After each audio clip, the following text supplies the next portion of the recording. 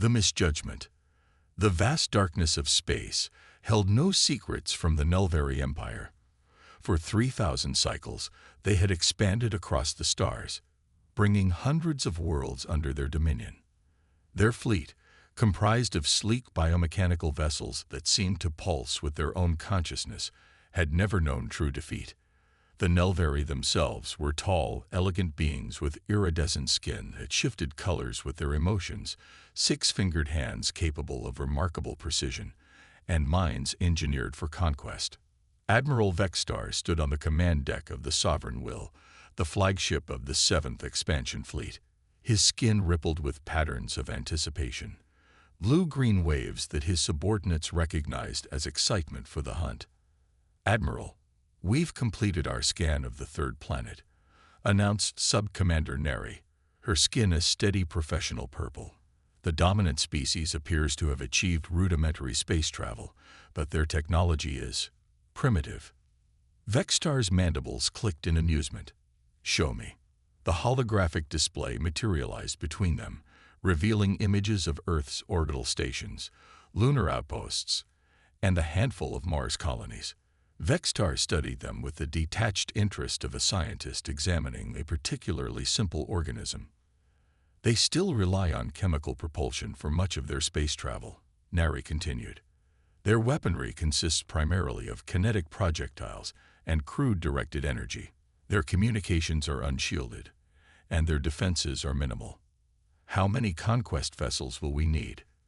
Vextar asked, already calculating the resources required to subjugate this new world. "Our analysis suggests a single battle group would be sufficient," Neri replied. "Perhaps even excessive."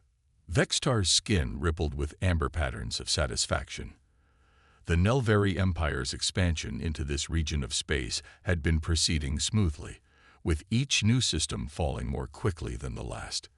This Earth would be no different. Another jewel added to the Empire's crown, another species to serve the greater glory of the Nelvari. "Prepare the fleet," he ordered. "We will approach their outer defense perimeter in standard conquest formation. Let their primitive sensors detect us. I want them to understand the futility of resistance before we even engage." The Nelvari fleet moved with practiced precision, 15 vessels arranged in the sacred geometric pattern that had broken the will of countless civilizations before. They entered the Sol system with confidence, bypassing the outer planets with barely a glance at the scattered human research stations. Earth's early warning systems detected the Nelvari fleet as it passed the orbit of Mars. Emergency broadcasts rippled across human territories, defense protocols activated, and planetary shields, technology the Nelvari had not observed in their initial reconnaissance, flickered to life around Earth. "Admiral," Neri's voice carried a note of surprise, her skin momentarily flashing yellow. "The humans have deployed a single vessel to meet us." Vextar's mandibles clicked again, this time in disbelief. "A single vessel? Have they misunderstood our numbers?" "It appears to be a warship of some kind," Neri continued, studying the incoming data. "But its configuration doesn't match anything in our previous observations." The holographic display shifted to show the approaching human vessel. Unlike the crude, utilitarian craft the Nelvari had observed in Earth's orbit, this ship possessed an elegance that even Vextar had to admire. Its hull was dark, absorbing rather than reflecting light, with lines that seemed to defy conventional engineering. It was smaller than the Nelvari vessels, but radiated a presence that caused an involuntary flicker of unease across Vextar's skin. "The UNSS Defiant," Neri translated from the human transmissions. "It appears to be their flagship. They send one ship against 15. Vextar laughed, his skin pulsing with confident gold patterns. "Either their arrogance exceeds even our own, or they truly don't understand what they face." The human vessel maintained its course, making no attempt to evade or to call for reinforcements. It simply approached, silent and resolute. "They're hailing us," Neri reported. "Let us hear their pleas for mercy," Vextar said, settling back into his command chair. The communication came through with perfect clarity, in the Nelvari language. Another surprise. The voice was calm, measured, and utterly devoid of fear. "Nelvary vessels, this is Captain Elena Vasquez of the United Nations spaceship Defiant. You have entered restricted space without authorization. Withdraw immediately or face the consequences of your aggression." Silence fell across the command deck. The humans had not only addressed them in perfect Nelvary, but had issued what sounded remarkably like an ultimatum. Vextar recovered quickly, his skin rippling with amusement. "Remarkable. They've studied our language. Respond with standard conquest protocol." Nari transmitted the Empire's traditional demand for immediate and unconditional surrender, the same message that had heralded the fall of hundreds of worlds. The response was immediate. "We do not surrender to aggressors. This is your final warning." Vextar's patience evaporated, his skin flushing deep red with irritation. "Target their vessel. Standard disbursement pattern. Let's show them the futility of resistance." The Nelvary weapons, graviton disruptors that could tear apart the molecular bonds of any known material, powered up in perfect synchronization. 15 beams of concentrated energy lanced across space toward the solitary human vessel. What happened next would be debated in Nelvary war colleges for generations. The beams, which should have reduced the human ship to its constituent atoms, seemed to bend around the Defiant. Not all of them. 3 struck home. But rather than disintegrating, the human vessel's hull absorbed the energy with a brief flare of bluish light. "Impossible," Nari whispered, her skin pale with shock. Before Vextar could respond, the Defiant retaliated. Not with crude kinetic weapons or the primitive directed energy the Nelvary had observed in their reconnaissance, but with something entirely different. A pulse of energy, invisible until it interacted with matter, expanded outward from the human ship. When it reached the nearest Nelvary vessel, the relentless pursuit, the effect was immediate and catastrophic. The ship's biomechanical systems simply stopped. Not destroyed, not damaged, but completely inert, as if every process had been simultaneously suspended. What was that? Vextar demanded, rising from his command chair, skin flashing with chaotic patterns of alarm. "Unknown technology," Nari reported, her voice steady despite the purple-white fear patterns rippling across her skin. "The relentless pursuit is completely disabled. Life support is failing." 2 more pulses emanated from the Defiant, claiming 2 more Nelvary vessels. "Evasive action," Vextar ordered, but the human ship moved with unexpected agility, positioning itself to maximize its attack potential against the scattered Nelvary formation. The Nelvary responded with their full arsenal: graviton disruptors, quantum torpedoes, and temporal distortion fields, weapons that had shattered planetary defenses and reduced civilizations to ash. Some found their mark, but the Defiant weathered them with minimal apparent damage. Its countermeasures were precise and devastating. Within minutes, half the Nelvary fleet hung lifeless in space, their crews scrambling for escape pods. "This is impossible," Vextar murmured, watching as another vessel succumbed to the human weapons. "They're primitive. Their technology is centuries behind ours." "Admiral," Nari said, her voice tight with control, "I suggest tactical withdrawal. We need to reassess." Pride warred with survival instinct in Vextar's mind. The Nelvary did not retreat. They conquered. They dominated. The Sovereign will shuddered as a glancing blow from the Defiant's weapons disrupted its primary propulsion system. "We've lost engines," Nari reported. "Auxiliary power at 60% and falling." Vextar's skin had settled into a pale, defeated gray. "Open a channel to the human vessel." Captain Vasquez's face appeared on the main display. She was unexpectedly ordinary. A bipedal mammal with dark hair pulled back from her face, wearing a simple uniform adorned only with small insignia that presumably denoted her rank. "Admiral Vextar," she acknowledged, showing no surprise at addressing him by name. "Are you prepared to withdraw?" "How?" Vextar couldn't stop himself from asking. "How is this possible?" "Your technology. Is not what you expected. Vasquez finished for him. We've been watching the Nelvari Empire's expansion for decades, Admiral. We know your tactics, your technology, your weaknesses. We prepared accordingly. You hide your true capabilities, Vextar realized. The primitive technology we observed is what we wanted you to see, Vasquez confirmed. Humanity learned long ago that appearing less advanced than you are can be a significant tactical advantage. Your remaining vessels will be allowed to withdraw. Consider this a lesson, Admiral. The galaxy is larger and more complex than the Nelvari Empire has understood. As the communication ended, Vextar stared at the empty display, his worldview fundamentally altered. The Sovereign will limp away from Earth, accompanied by the 4 other surviving vessels of what had been the pride of the Nelvari fleet. Behind them, the UNSS Defiant remained on station, a silent guardian of a world that was clearly anything but primitive. The Reckoning. The Grand Chamber of the Nelvari High Command fell silent as Admiral Vextar concluded his report. His skin, once vibrant with the confident patterns of a conquering officer, now displayed only muted grays and blues, the colors of humiliation and defeat. Impossible, High Commander Zolvex finally said, breaking the heavy silence. No species has ever repelled a Nelvari battle group, let alone with a single vessel. I have provided all sensor data and battle recordings, Vextar replied stiffly.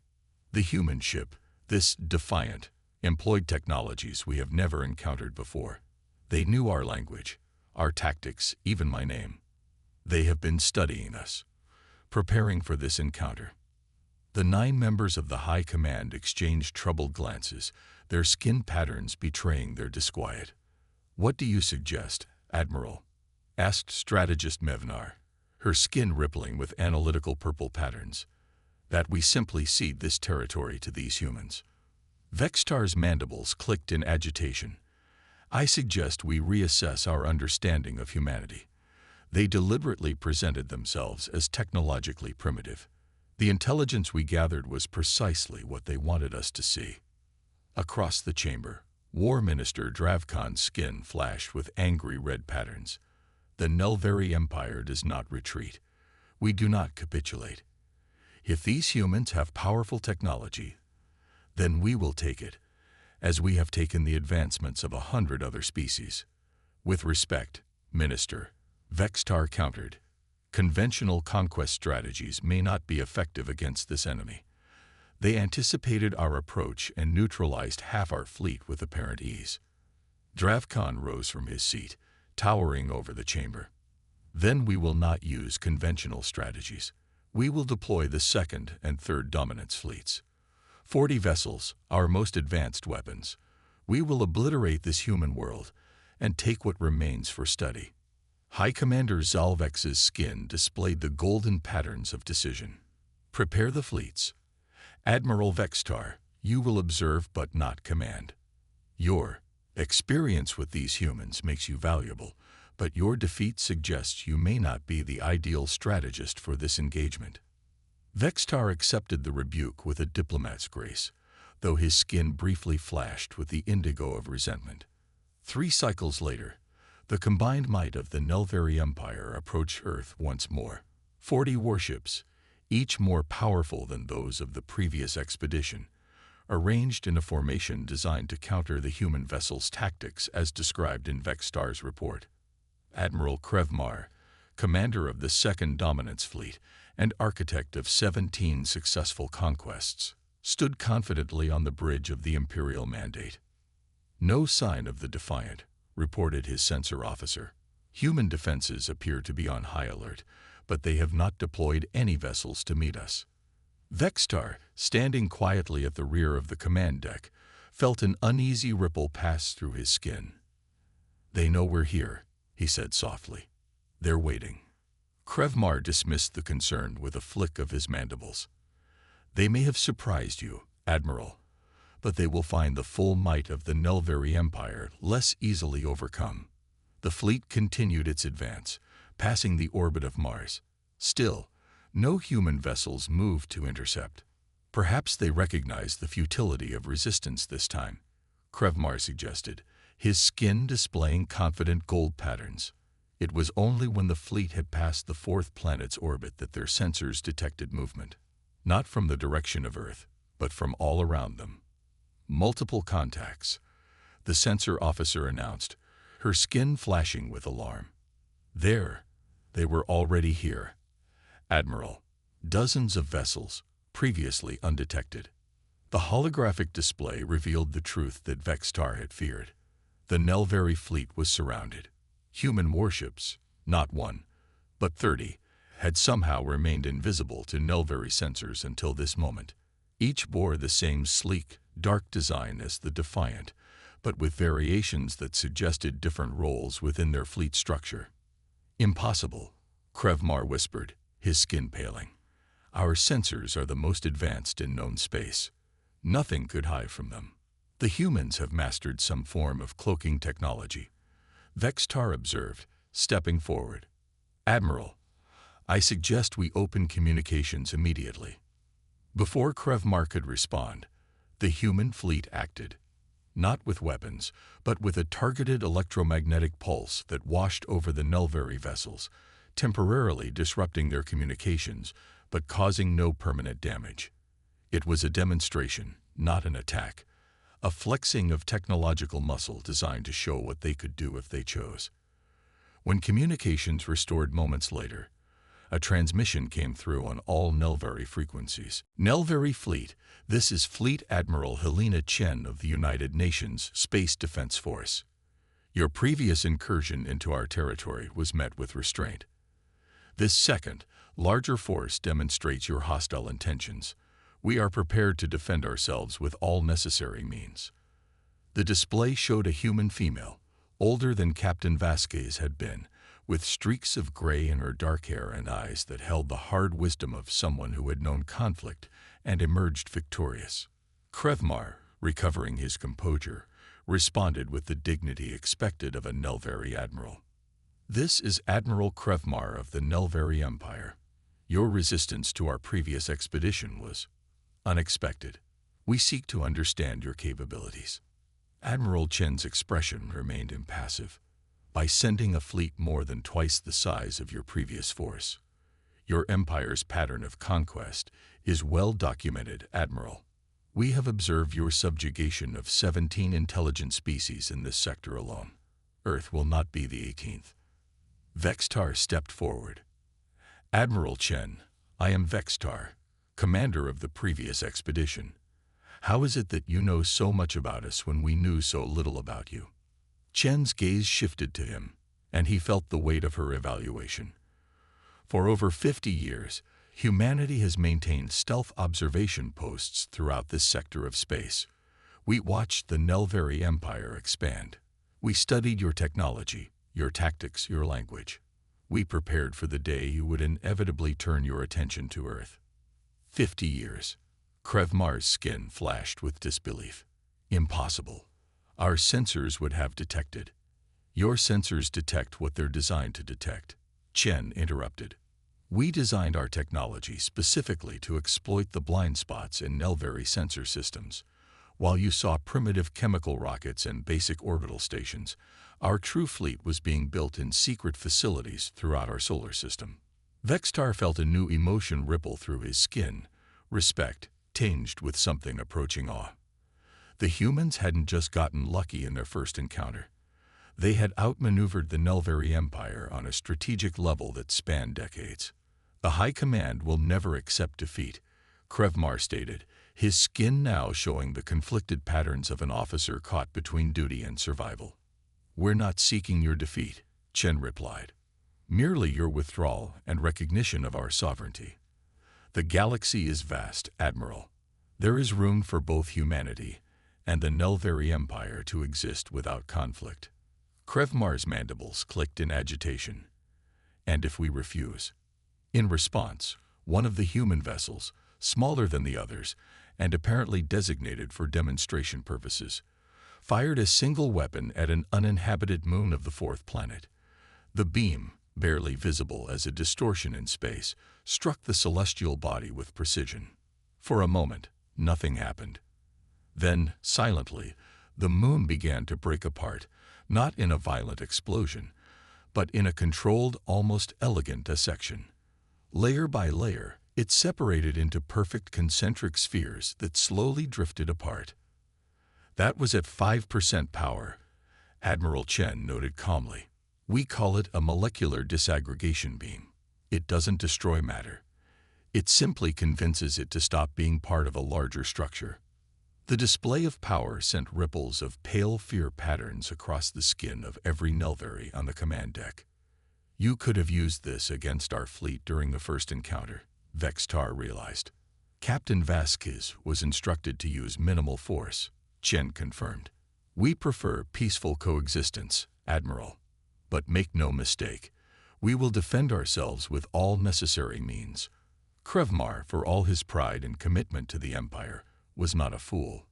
His skin settled into the deep blue of reluctant acceptance. I will report your proposal to the High Command. In the meantime, we will withdraw to a respectful distance. A wise decision, Chen acknowledged. We will maintain our position and await your response.